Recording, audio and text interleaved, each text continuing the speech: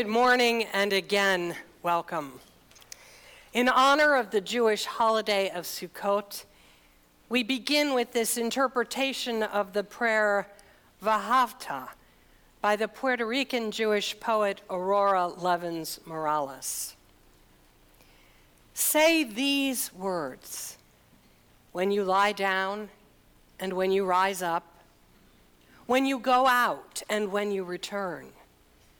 In times of mourning and in times of joy, inscribe them on your doorposts, embroider them on your garments, tattoo them on your shoulders, teach them to your children, your neighbors, your enemies.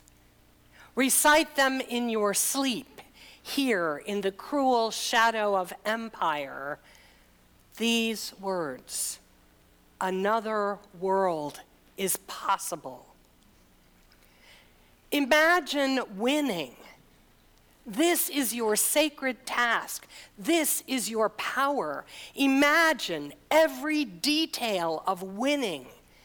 The exact smell of the summer streets in which no one has been shot. The muscles you have never unclenched from worry, gone soft as suck on stones, nest under a flock of roofs that keep multiplying their shelter.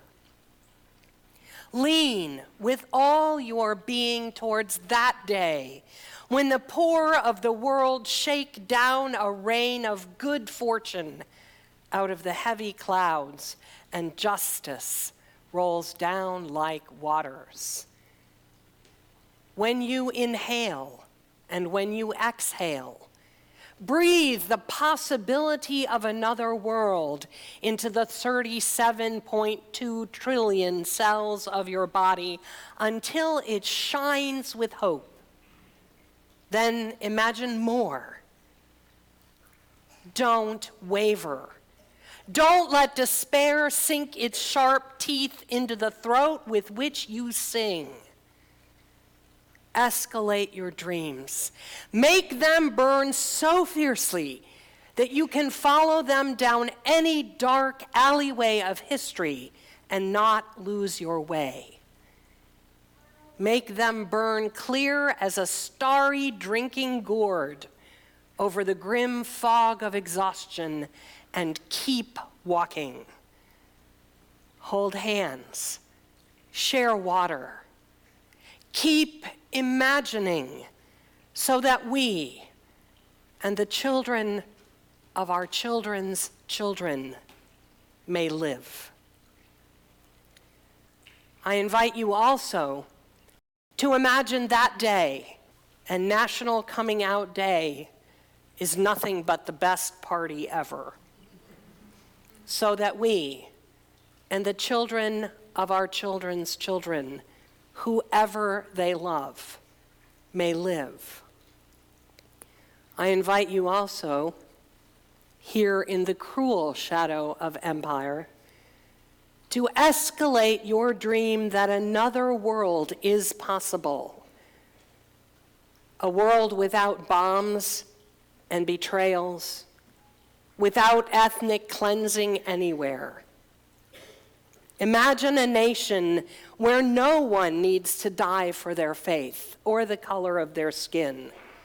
A planet where home is safe and neighbors smile and leaders serve their people with integrity and compassion. Make that vision burn so fiercely in you that we all can follow it down any dark alleyway of history and not lose our way. In the hope of that light and the light of that hope, we kindle this chalice flame.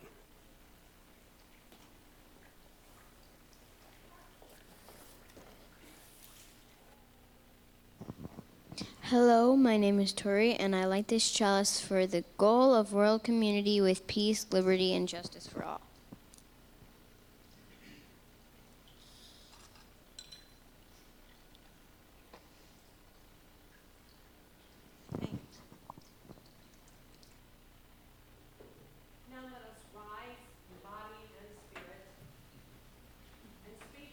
and the words of our community covenant.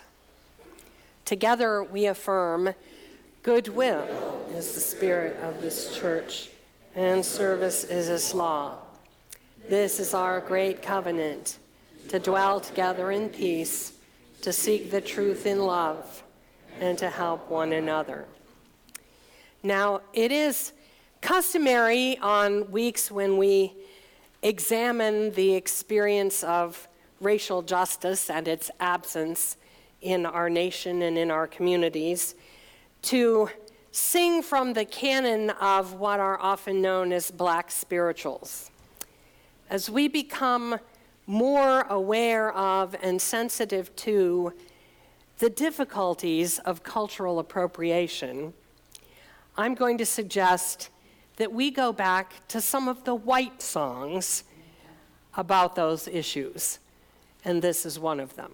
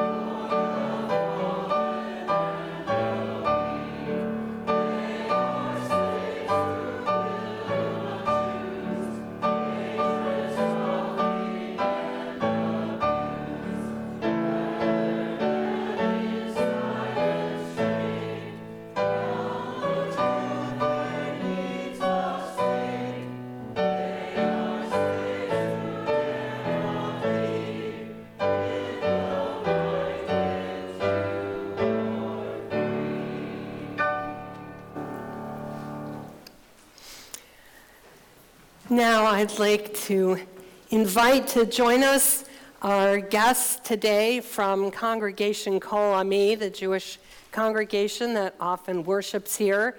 They're celebrating their holiday with a gift to us and an invitation. So, Rabbi?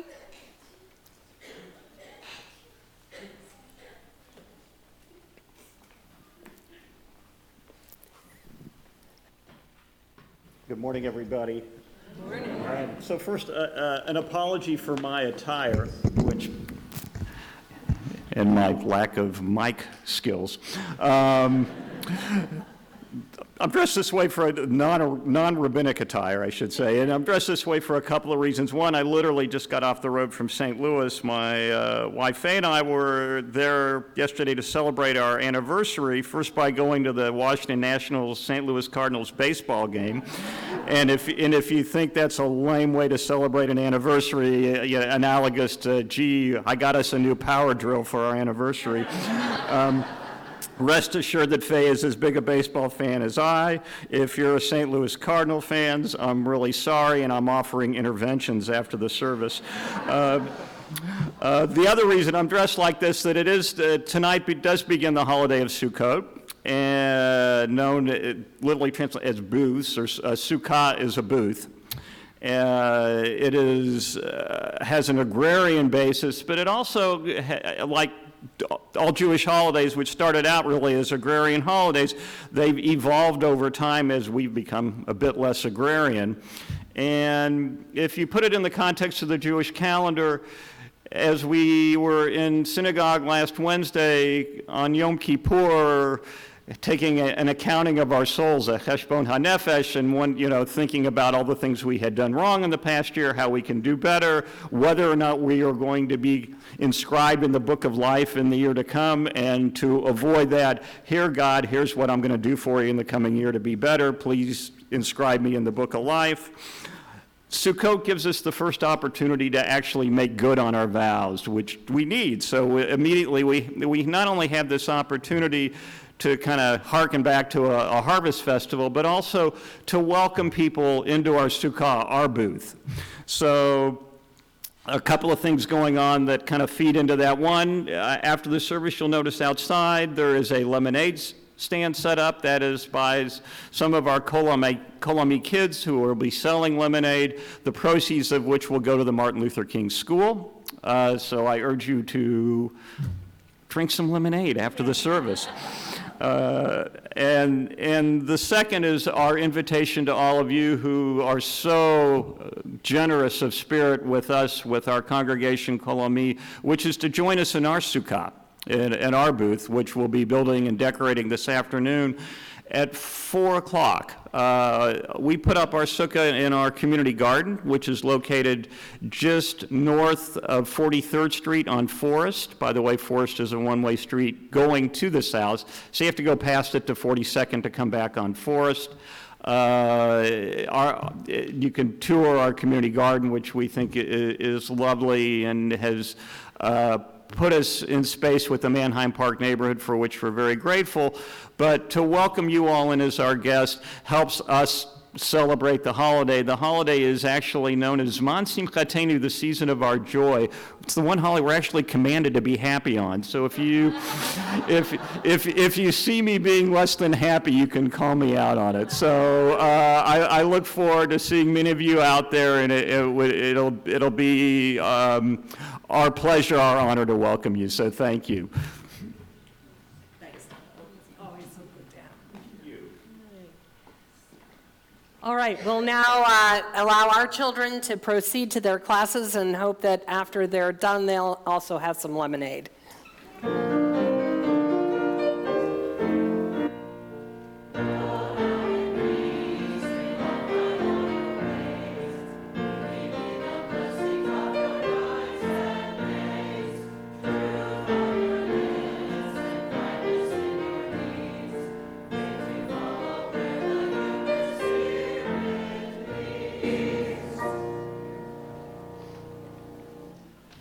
Andrew Murphy, here behind me, is a faculty member at Carver Elementary.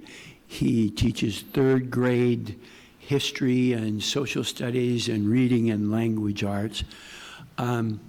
He's one of the most energetic and dedicated people out there. And quite frankly, when I feel my own energy flag a little, he's my go-to guy. Thank you, John. And thank you so much. I can't say thank you enough because of the support that you give Carver Dual Language. I am sad now I have to go to Columbia right after this for a wedding, or else I love staying for the service, because I really appreciate that you put your faith in action each and every day through multiple ways of community outreach. I just want to kind of highlight a little bit about our students. Imagine you going to a new country and not knowing the language, and you being stuck, and you're in second grade, and your mom drops you off at school and says good luck, and nobody at the school speaks your language. Terrifying, frightening. How might you feel? our students that come to us from other countries that speak Spanish, we're able to provide for them. Most of our faculty are bilingual, can speak Spanish, but also each and every one of our students are receiving both Spanish literacy and English literacy instruction each and every day. And really, there's a lot of faculty members at Carver that really take that to heart and really view our teaching as really an act of peace and justice, because we're allowing them to continue to be able to communicate with their parents and their grandparents, but also we're allowing their entry into our country as something a lot more gradual and a lot more one of safety instead of fear and anxiety. But that's not the only students we serve at Carver. We also have about 30% of an African American population that come to us in kindergarten not knowing a word of Spanish, but yet they spend their day, 70% of the day in kindergarten, learning Spanish. And it's really a joy that I see in the upper elementary grades, where I have my African American students speaking Spanish to their friends at recess and being able to translate for their parents when they are at conferences or when they're at school events and they want to introduce their friends and their parents of their friends who don't speak any English, but they're able to translate and communicate. And so giving both English speakers that gift of bilingualism is something that we really truly hold and value. So that's a little bit about the students we serve. I am so thankful for you all donating money, and it can't be said enough. We are kind of an island on our own, being a dual language school in the middle of the country in Missouri. If we were in California or Texas, there's lots of dual language schools, but because of that, there's not a lot of professional resources for teachers to get the professional knowledge that they need, and so a lot of times it's sending to conferences or bringing consultants in from California or Texas to really make sure that we're providing the best education we can for our kids. And so that's one tangible thing that the money goes to, is providing teachers with that professional knowledge. Also books. I just got a great big boxes and bags of books from your book sale a couple weeks ago, and thank you so much for those. But sadly, that's only half of the need. The other half is books in Spanish, if we want to continue those students learning Spanish. And so that's something that we just can't find a lot of in Kansas City, and it requires us ordering from other countries. And so that's another thing that the money goes for. And one thing that is kind of exciting, in 2 weeks, I'm going to be on stage in the Shark Tank. Teach for America puts on a teacher edition Shark Tank, and what me and another teacher that I'm teaching with, we're pitching our idea in the Shark Tank is to start a Ballet Folklorico dance team at Carver. And that's one small way that we can really start to develop our students' cross-cultural competencies. In dual language education, we talk about the 3 big pillars: bilingualism, high academic achievement, and then cross-cultural competencies. And it's really that third one where sometimes it's overlooked by schools and we don't really do. Maybe we have a Hispanic Heritage Night, or we have the Taste of Carver, where people bring dishes from their homes and share together. But it's not anything that's ongoing in an ongoing conversation. And so that's something that I'm super excited about, that we're going to hopefully get funding from Teach for America and the Shark Tank, but also that money, then it will be your support will be a continued support of that program. And that's something that's really, really exciting that we are starting. The last thing I just want to say, that I cannot say enough how appreciative I am of the volunteers. See some in the congregation, some up singing, that choose not just on a one-off basis, but on a weekly basis, come and spend their time with our students. I got, out of my 18 kids this year in my 3rd grade class, 6 came to me reading, not reading really, reading at a kindergarten, basic beginning kindergarten level. I'm doing the best I can. I'm meeting with them multiple times a day in small group to get them reading, but really this one-on-one support that a couple volunteers, Kathy and Carol, have been able to come and provide, and it's just starting, but the benefits, because I've seen it work in other years, their support and that continued not only academic support, but giving them another friendly adult in their life and mentor just means the world to them. So I just cannot thank you enough. The offering will be taken up and very gratefully received.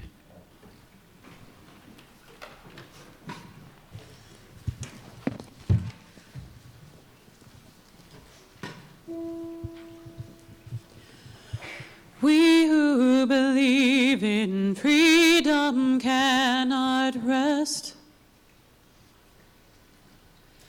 We who believe in freedom cannot rest until it comes. We who believe in freedom cannot rest.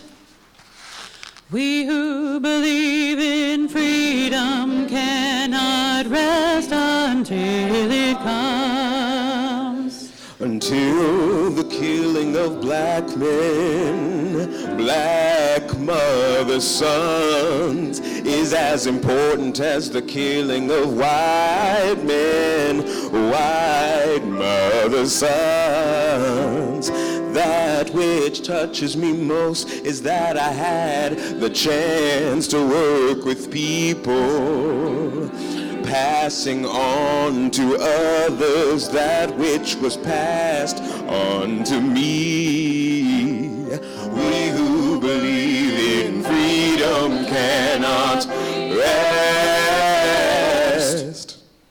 We who believe in freedom cannot rest until it comes. To me, young people come first. They have the courage where we failed. And if I can but shed some light as they carry us through the gale, the older I get, the better I know that the secret of my going on is in the reins of the hands of the young who dare to run against the storm. We who believe in freedom cannot rest. We who believe in freedom cannot rest until it comes. Not needing to clutch for power, not needing for the light to shine just on me. I need to be one in the number as we stand against tyranny. Struggling myself don't mean a whole lot. I've come to realize that teaching others to stand up and fight is the only way our struggle survives. We who believe in freedom cannot rest. We who believe in freedom cannot rest until it comes. I'm a woman who speaks in a voice, and I must be heard. Sometimes I can be quite difficult. I'll bow to no man's word. We who believe in freedom cannot rest. We who believe in freedom cannot rest until it comes.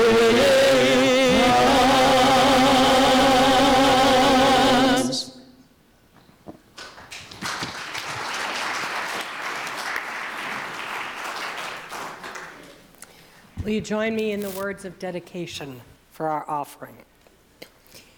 We dedicate our offerings and our actions to the mission at the heart of this congregation, to build a respectful, caring community, to inspire personal and spiritual growth, and to create change toward a just and compassionate society.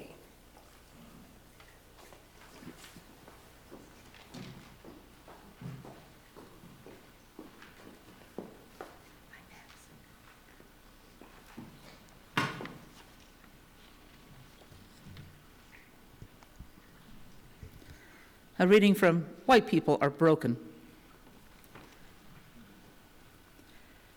Very few describe themselves as racist, but all people, white people, benefit from racism.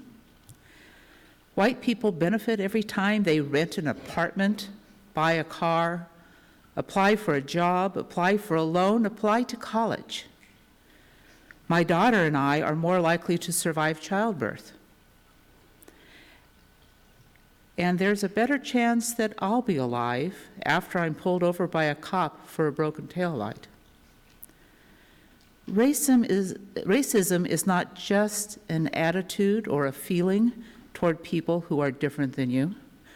Racism is also a structural, institutional system which has benefited white people from the day Europeans landed on this soil.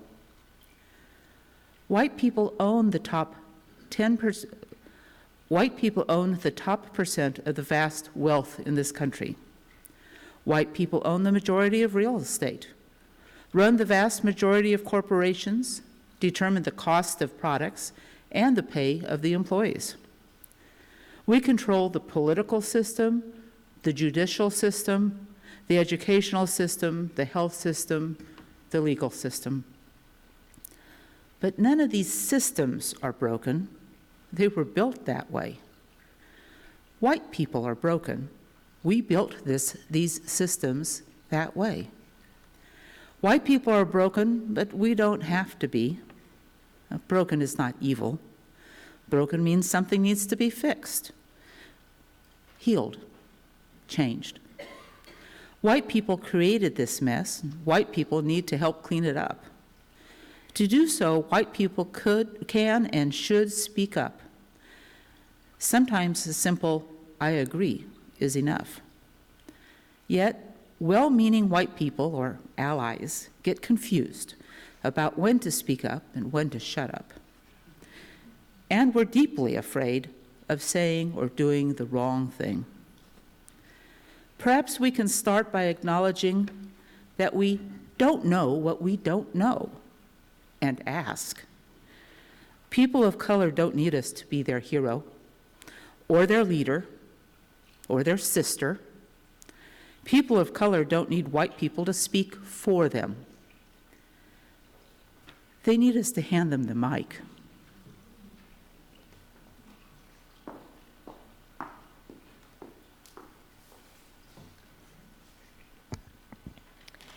This is a reading called, well, it's from a poem called On the Pulse of Morning by Maya Angelou. There is a true yearning to respond to the singing river and the wise rock. So say the Asian, the Hispanic, the Jew, the African and Native American, the Sioux, the Catholic, the Muslim, the French, the Greek, the Irish, the rabbi, the priest, the sheik, the gay, the straight, the preacher, the privileged, the homeless, the teacher. They hear. They all hear the speaking of the tree. Today, the first and last of every tree speaks to mankind. Come to me, here beside the river. Plant yourself beside me, here beside the river.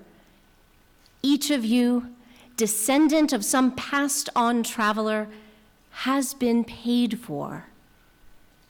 You who gave me my first name, you, Pawnee, Apache, and Seneca, you, Cherokee Nation, who rested with me, then forced on bloody feet, left me to the employment of other seekers, desperate for gain, starving for gold. You, the Turk, the Swede, the German, the Scot, you, the Ashanti, the Yoruba, the Kru, bought, sold, stolen, arriving on a nightmare, praying for a dream. Here, root yourselves beside me. I am the tree planted by the river which will not be moved. I, the rock.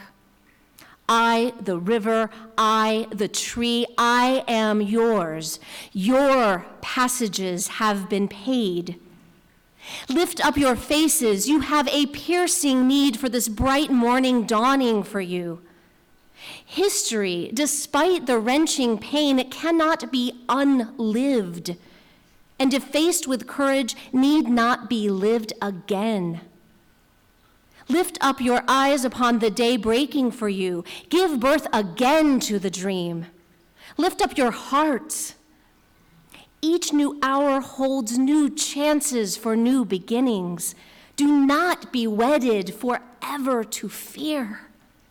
Yoked eternally to brutishness, the horizon leans forward, offering you space to place new steps of change. Here on the pulse of this fine day, you may have the courage to look up and out upon me. The rock, the river, the tree, your country. Here on the pulse of this new day, you may have the grace to look up and out and into your cousin's eyes, into your neighbor's face, your country, and say simply, very simply, with hope, good morning.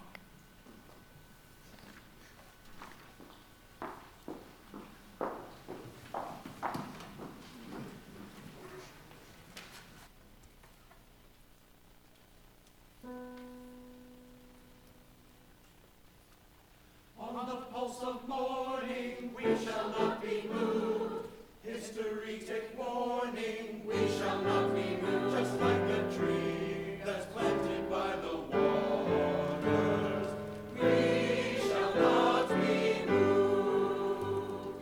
We shall not be moved.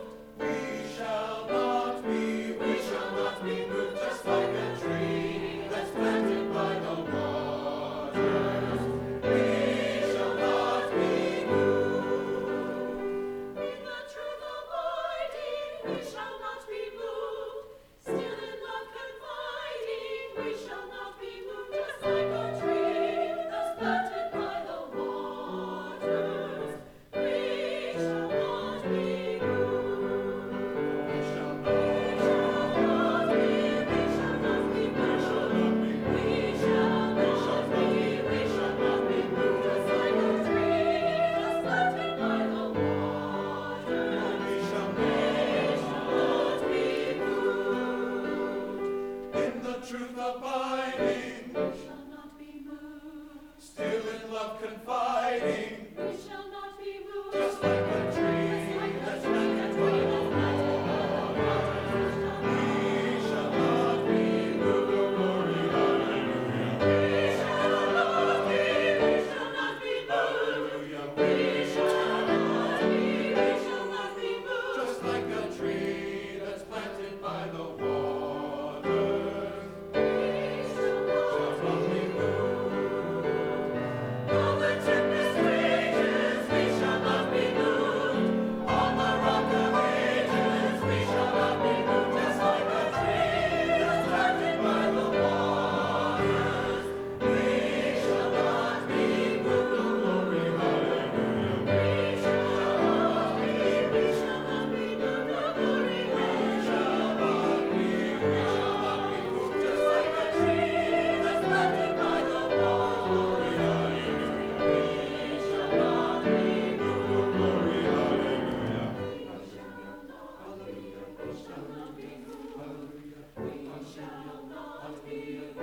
not be moved. Just like a tree that's planted by the waters, we shall not be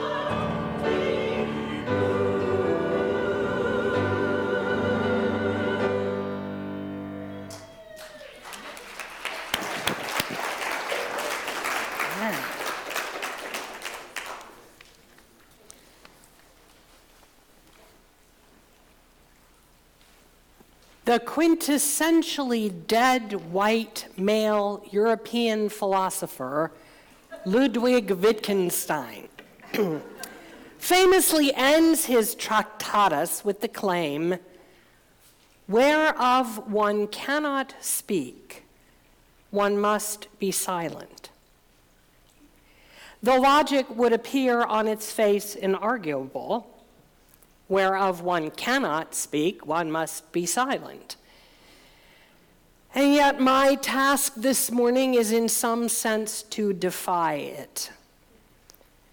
For we must speak of the unspeakable, my friends, or else we are doomed in our silence.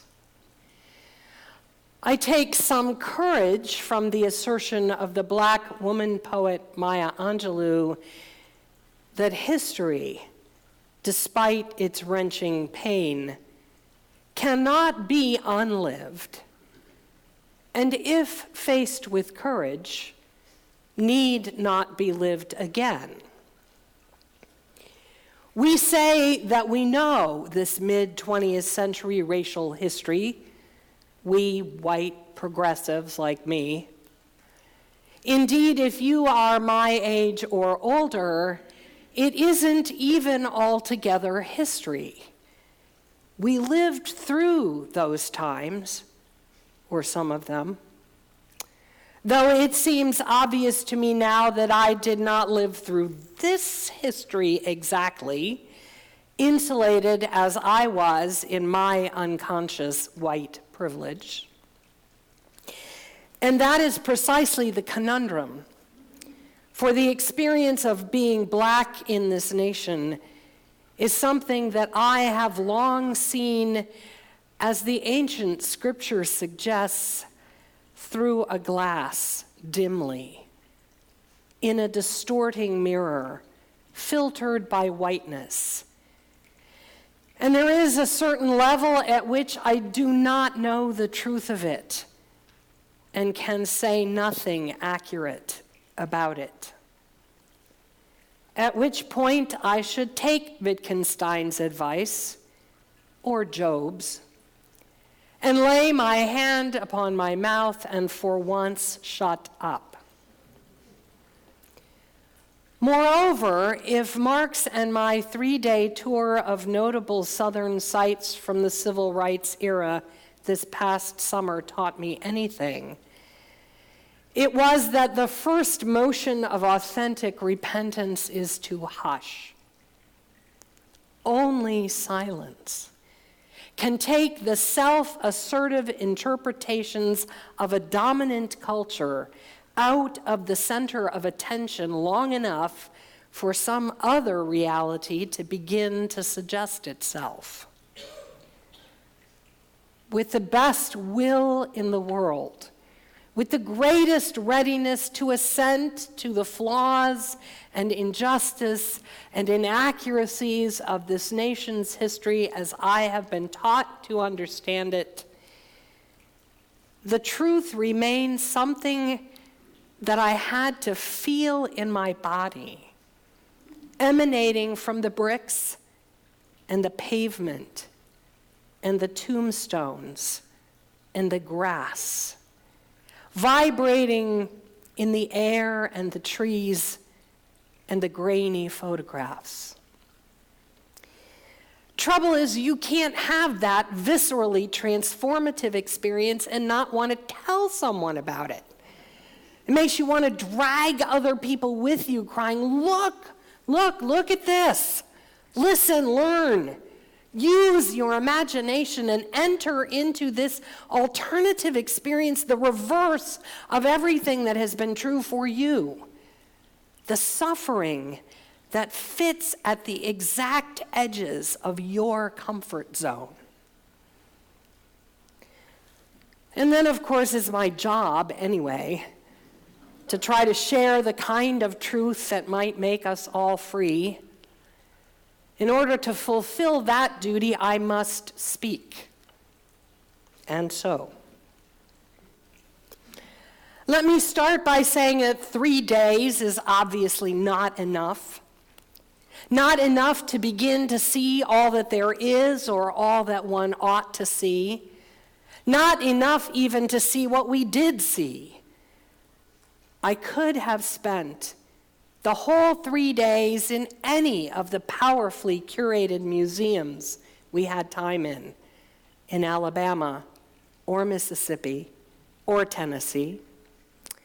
I could have spent 3 days on the suburban concrete driveway where Medgar Evers was gunned down.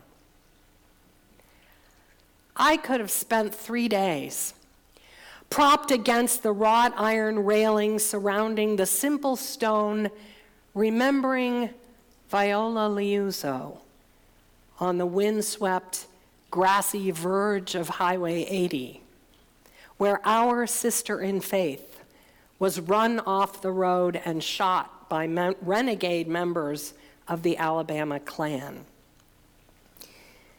It's not even her grave, it's just the place where she died, for being a white woman in her car with a black student, participating in the historic march from Selma to Montgomery. I could have been quiet there in the grass and the breeze and the sunshine for 3 days, thinking about what a white Unitarian Universalist woman like me might have thought about, thinking about the FBI calling her a negligent mother and a communist and a prostitute after she was dead, thinking about the fence that is there to protect the stone with her name from being constantly defaced, thinking about what it means to be an ally and a co-conspirator, and what it would feel like to drive down the highway like a bat out of hell because you suddenly get it that your real life is really on the line right now. I could have watched the sun go down and the shadows gather in the nighttime like it was when the bullets found her. And the black student who was her navigator held his breath and lay still under her bleeding body so that when the killers came to look, they thought he was dead too. Maybe 3 days and 3 nights might have been enough. I might have been ready to move on then, or perhaps not. It's only 54 miles, you know, from Selma to Montgomery. Less than an hour by car these days if you're in a hurry. It took them 4 full days of walking, 4 nights of camping out on the way, before they marched into the state capitol on the morning of March 25th, 1965. A number of the marchers returned by car to Selma each evening and then rejoined them before the group set off again in the morning. Other supporters who were occupied with logistics during the day came to set up camp and spend the night each evening. A total of 4,000 marchers crossed the Edmund Pettus Bridge on their 3rd try, surrounded by 1,900 federalized Alabama National Guardsmen, 2,000 U.S. Army troops, and dozens of undercover FBI agents. Only 300 were allowed to proceed down Highway 80 once it narrowed to 2 lanes. But on the last morning, during the final leg into the city of Montgomery, the crowd swelled again to an estimated 25,000. It's a pretty isolated 54 miles, even today. Not much in the way of gas stations or convenience stores, just fields, farm country. But it wasn't easy finding camping space back in '65, even when the owners along the way were black farmers, which half of them were. They were pressured by their white neighbors and the prominent local citizens not to allow the marchers to use their property. Each of the campsites has a historical marker now, but you can miss them if you blink. We had to turn around and go back in order to find all 4. The owners' names were David Hall, Rosie Steele, Robert Gardner, and the Catholic school, hospital, and church facility named City of St. Jude. We were there in July in Alabama. It was really hot. The march took place at the end of March in '65. It was rainy then, chilly, muddy. How much misery are you willing to bear in your body as a witness to what you believe about truth and justice? That was a question that grew more and more urgent for me over the course of our 3-day pilgrimage. But so did the awareness that it is a question that only privilege can ask.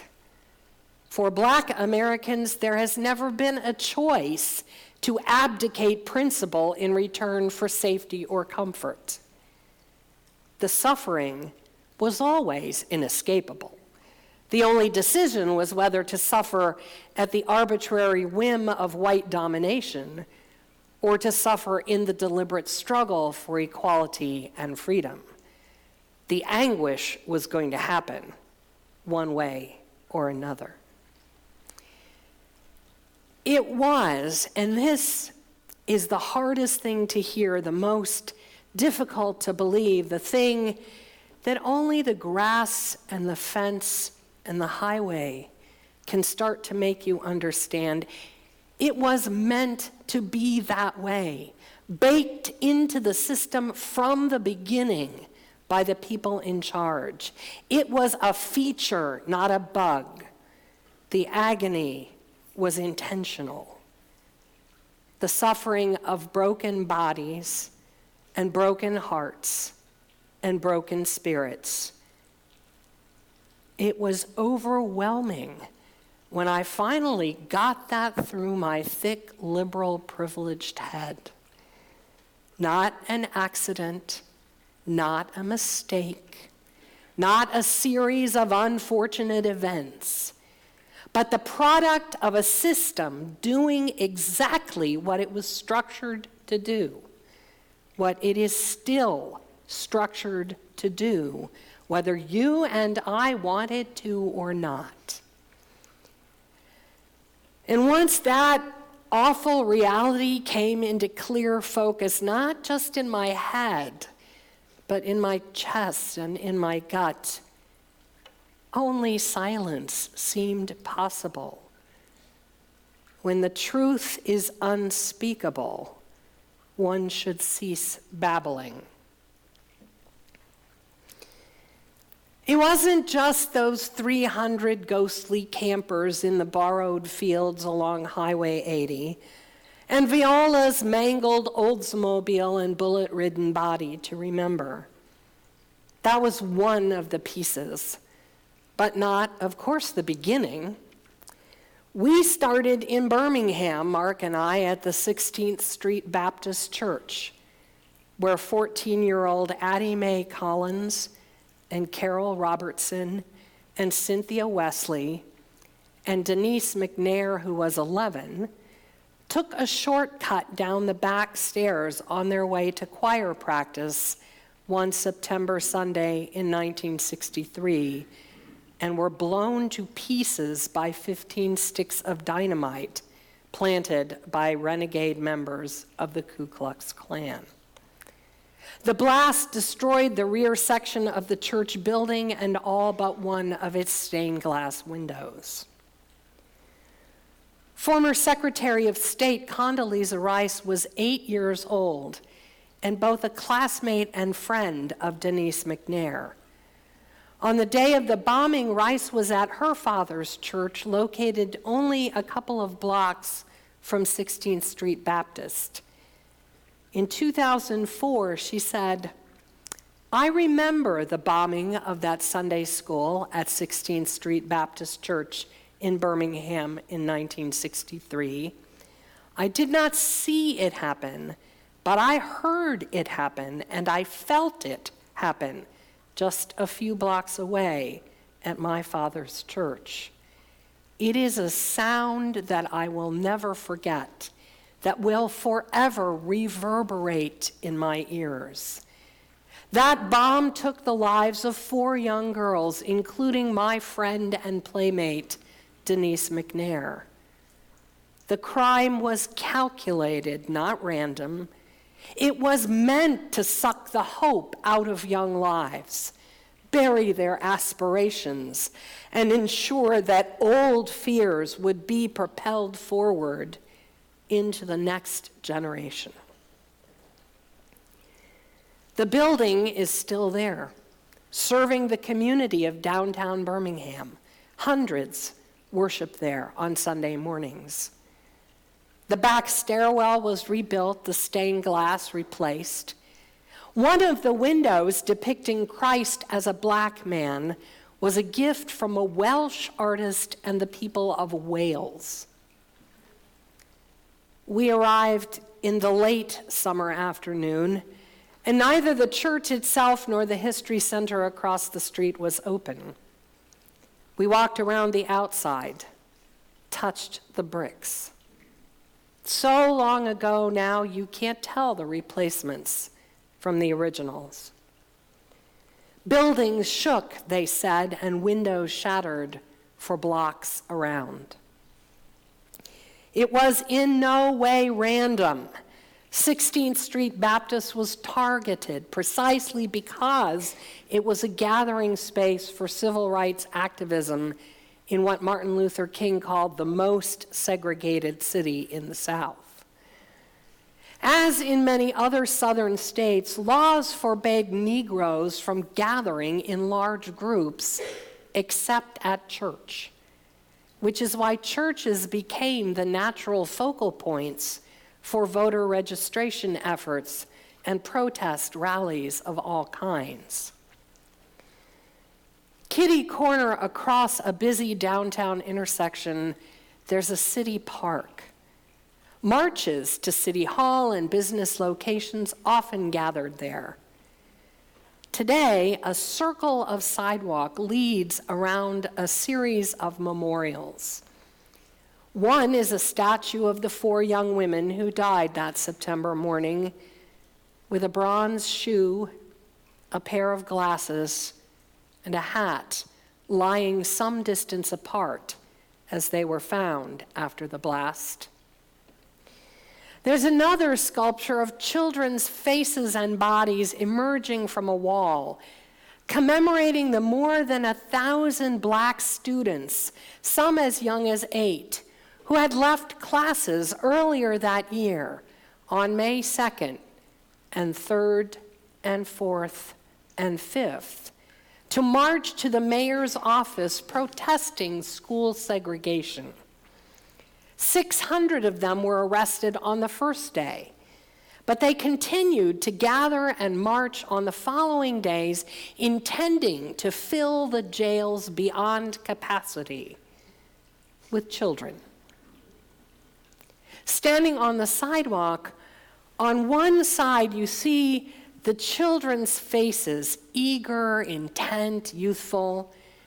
Freestanding behind you on the other side are the wall and bars of a jail cell. If you step to the outer edge of the park, you see the image of the children behind bars. Halfway around on the other side of the circle are 2 water cannons trained on a bronze wall. When they are working, which they were not that day, you can operate them, getting a sense of the force of the fire hoses used by police to disperse demonstrators. There are a few written signs for those of us who like our history narrative, but the deepest message is unspoken. Don't kid yourself. The cruelty was the point.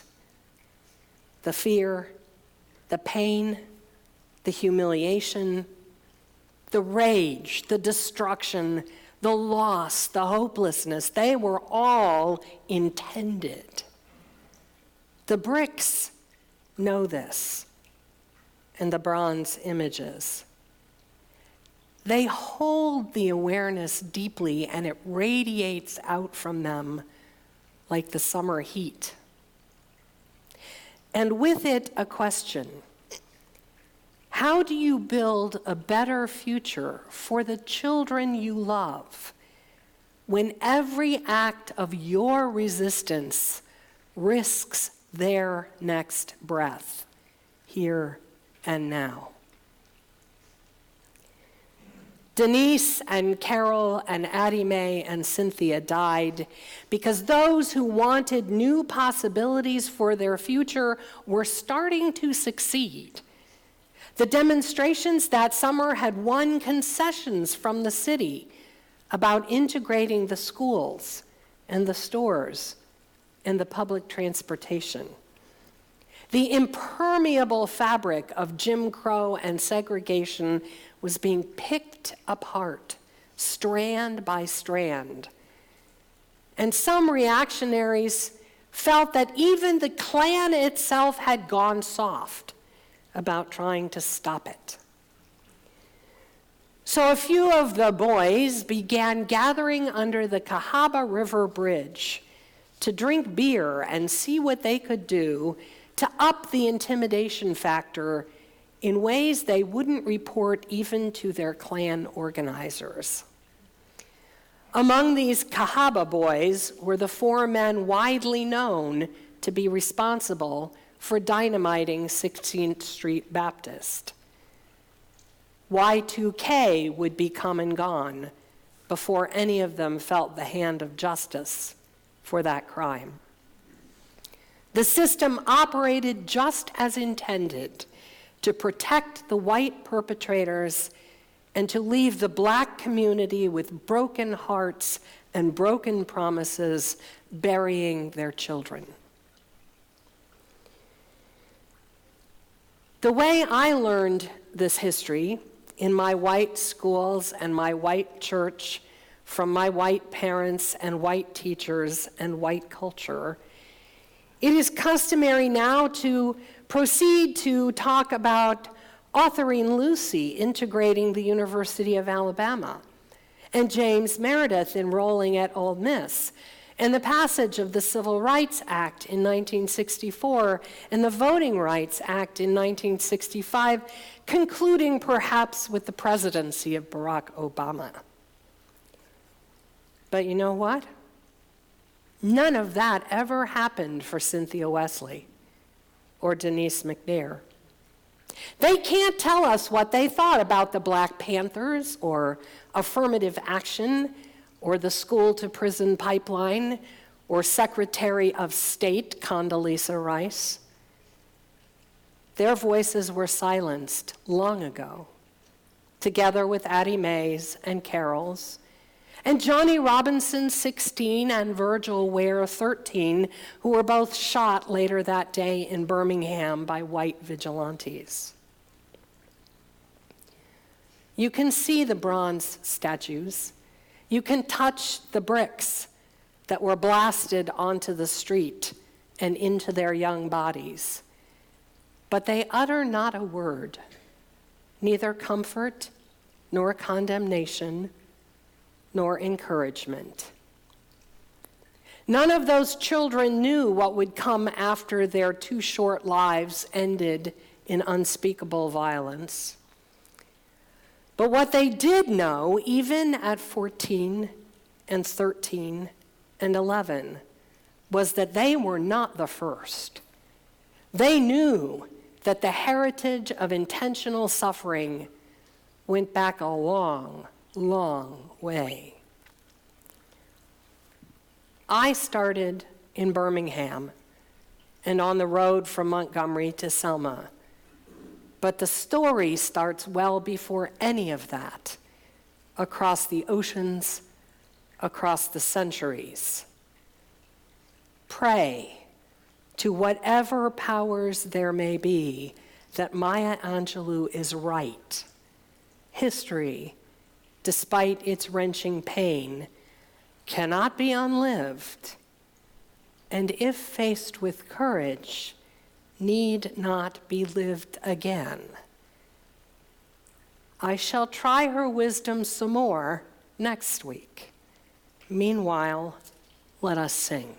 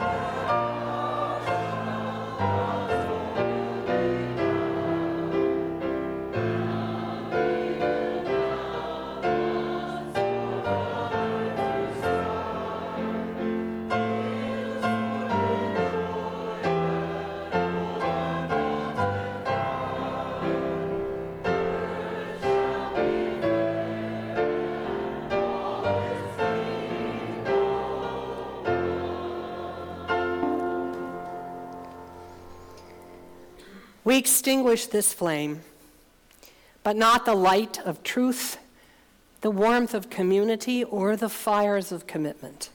For all these we carry in our minds and hearts and bodies until we are together again. So don't waver. Don't let despair sink its sharp teeth into the throat with which you sing.